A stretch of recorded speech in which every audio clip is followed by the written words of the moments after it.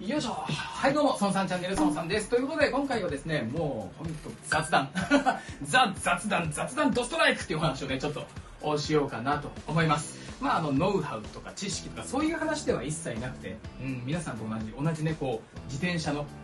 サイクリングっていう趣味をしている男のフリートークだと思って、お付き合いいただければ幸いかなと思います。なので本当もうどうかと思うなっていう時に見ていただき聞いていただければ嬉しいかなと思います。では行きましょう。いや実は私ですね、この前書店でこういう本を買ったんですよ。バーン、はい、関西ヒルクライムコースガイドっていうね、大阪のみならず大阪、京都、滋賀、兵庫、奈良、和歌山の名だたるヒルクライムコースっていうのが85ルート以上書かれているっていう、なんともとんでもない本を買ってしまったんですよね。あれっつって、孫さん動画の中でもヒルクライムは好きじゃない、どちらかというと嫌いだっつってヒルクライム避けて私ね来たんですけれど、なぜこれをと。確かにスプロケット、ギア周りを 1128T から 1132T にまだ交換してないんですが交換するので、それを機にね、ちょっとヒルクライムやっていこうかなと思ってこれを買ったというわけではないです私これヒルクライム、要は坂を登るために買ったんじゃなくて坂を避けるために買ったんですねこれっていうのがここにも書かれてるんですが、地元サイクルショップサイクリスト推薦の道と、ヒルクライムがね好きな方たちが集まって知識を集めてここいいよねっていう風に出来上がった本なので、どちらかというと書かれている坂っていうのは強度が強めであったりとか走りごたえ、上りごたえがあるようなものがいっぱい掲載されてるんですよ。つまりここに書かれている坂っていうのをなんとなく覚えておくっていう風に頭に入れておけば、サイクリングわーってねポタリングとか行った時にあれこの坂ちょっときつくな、なんか坂の名前あるな、この坂の名前どっかで見たぞ、書かれてたやつだって思ったらここ避けようっつってなんと避けて通ることができるんですね。素晴らしい本ですで、私ヒルクライムっていうのは極力避けれるなら避けて通りたいと思ってた人間なんですよ。登らなくていいんだったら登らなくていいやっていう風に自転車を楽しんできてた人間なんですね。だからヒルクライムの知識っていうのは全くと言っていいほどなかったんですが、これを読んでなるほどなと思ったことが2つありましたので、ちょっとそれをね雑談でお話しさせていただければと思うんですね。今から本当にもう当たり前のことを言います赤信号は止まれぐらいのすっごい当たり前のことを言うんですけど、獲得標高って何なのって私思ってたんですよ。獲得標高って何だろう。ツイッターとか見ても獲得標高を取りに行くため、獲得標高を稼ぐためにちょっとどこどこの坂行きますみたいなのをツイッターでね、サイクリストの方が言ってるのを見て、獲得標高ってそもそも何と思っていたんですけど、これを読むとなるほどなってなって、獲得標高ってあれなんですね。例えば 500m の高さの頂上のところまで走りに行きますよっていう時に、自分が登った何メートル何百メートル登ったよっていう、それが獲得標高なんですよね超当たり前のこと言ってますけど、つまりあれなんですよね。500メートルのところに登りに行くんだけど、自分のスタート地点がゼロの標高ゼロのところだったらそのまんま 500m の獲得標高になるけど、スタート地点が例えば 200m、 標高 200m のところからスタートした場合、そこから 500m になるから、実際の獲得標高は 300m になりますよっていうことなんですよね。だから獲得標高をいっぱい稼ぎに行くっていう場合は、この高低差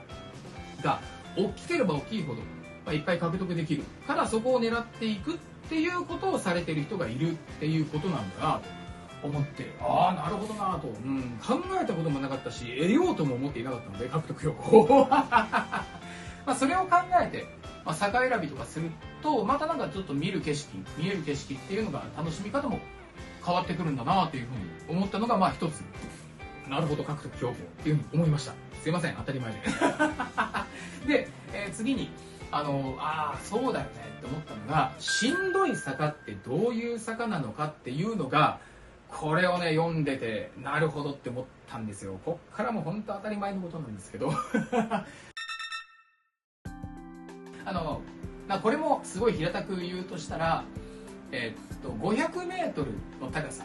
に登りに行くってなった時に、その500メートルに到達するまでの道のりですね。このどんだけのこの道のりの長さがあるかで、単純にしんどさっていうのは変わってくる、すごく結びついてくるところになるんだなって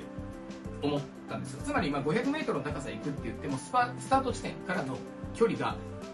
20キロっていうのがあるとしたら、単純なその図解的に見たら坂ってなだらかになるじゃないですか。20キロもあるんでね、だいぶなだらかになるかなとは思うんですけど、同じ500メートルの高さって言っても、そこに到達するまでの距離が2キロですって言われたらそれはおかしな角度、もうなんだこの角度っていう鋭角な角度に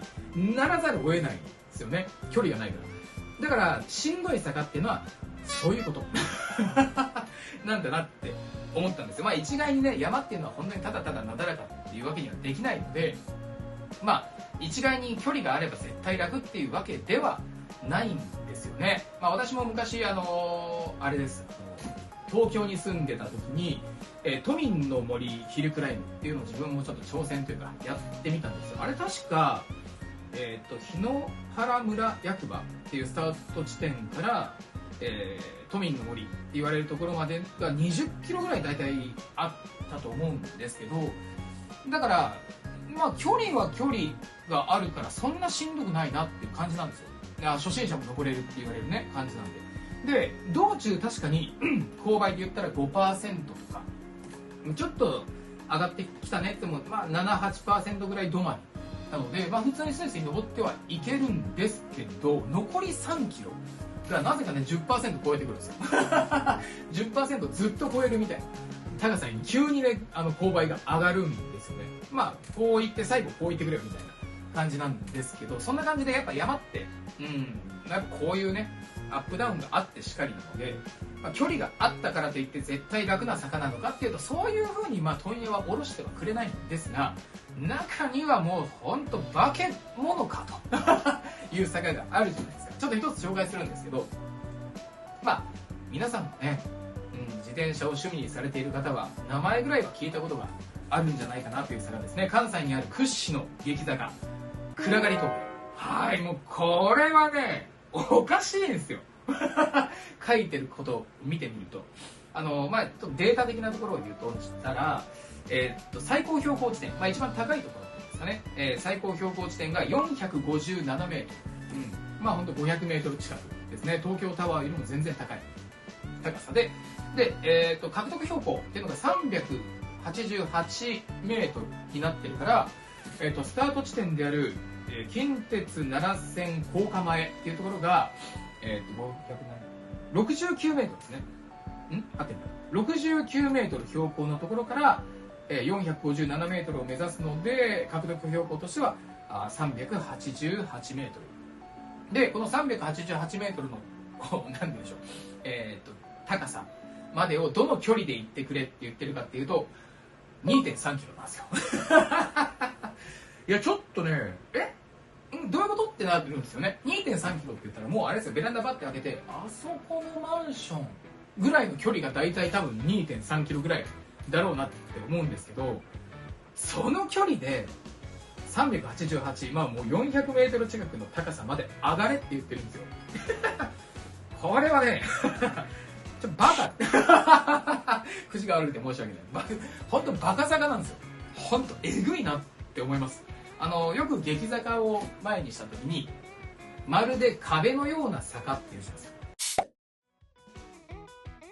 もう壁のようにそそり立ってる坂だなって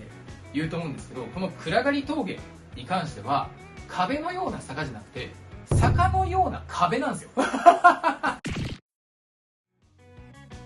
これがね暗がり峠なんですよね。ここに書かれているのが、江戸中期ですね。江戸時代中期に伊勢参りが流行した折、1日7万人がこの暗がり峠を通って伊勢に向かったとされているそうなんですね。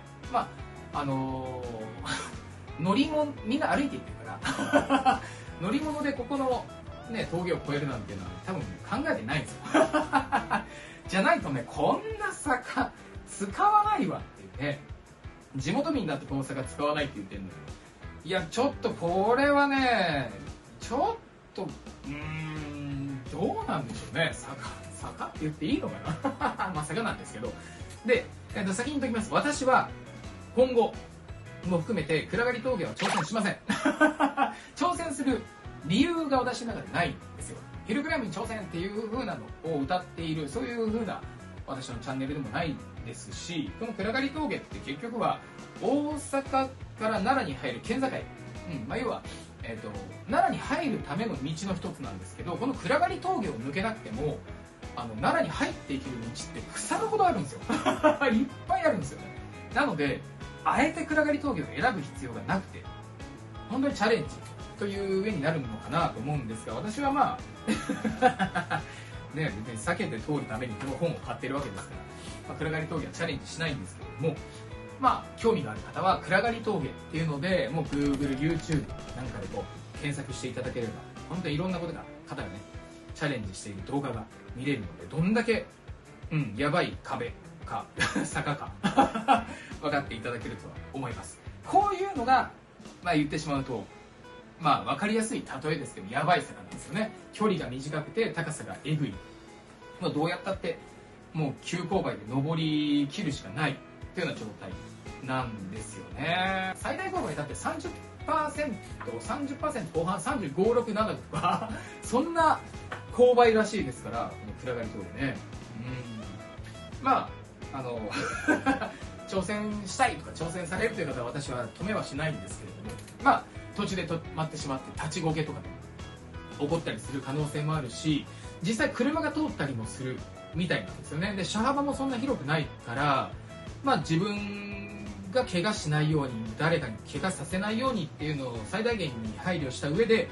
無理だって思ったら無理せず本当にすぐ降りてしまった方がいいんじゃないかなと、挑戦する場合はね、思います。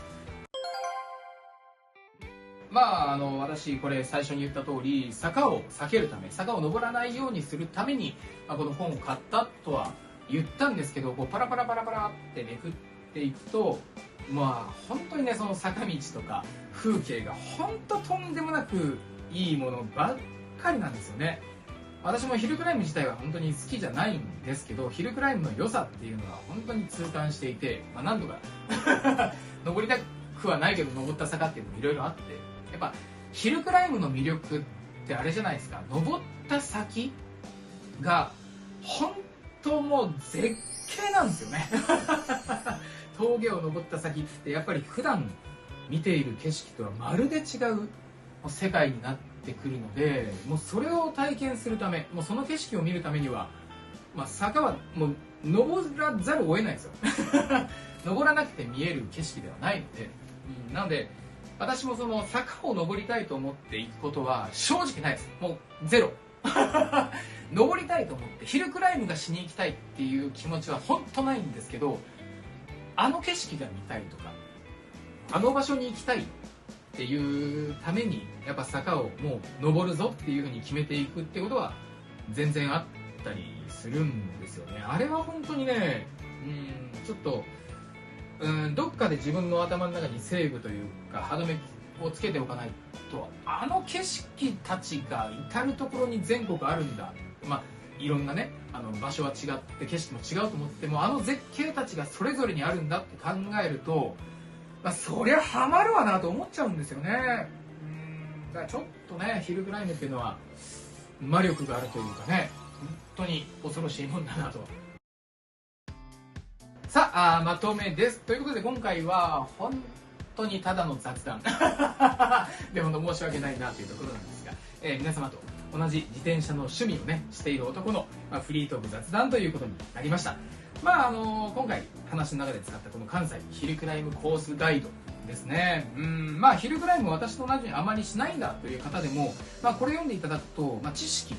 ヒルクライムの知識を得られたりとか、こういう場所あるんだなと、ここの坂すごい綺麗とかいう風な発見はあったりするので、ヒルクライム大好きな方からそうでないという方もですね、ご購入されてみても面白いんじゃないかなというふうに思います。これは関西ローカルな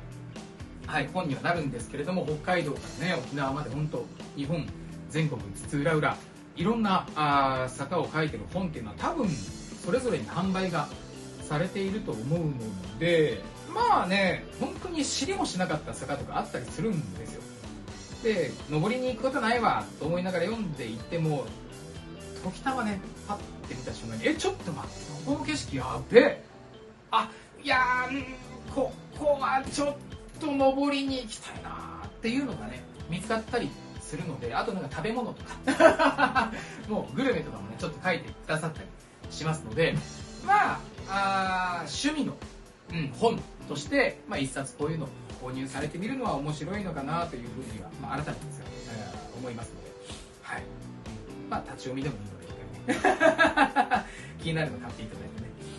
いいのかなと思います。ということで、もう本当今回はただの雑談なんで何もないですそのぐらいでいいかなそれでは、またお会いしましょう。バイバイ。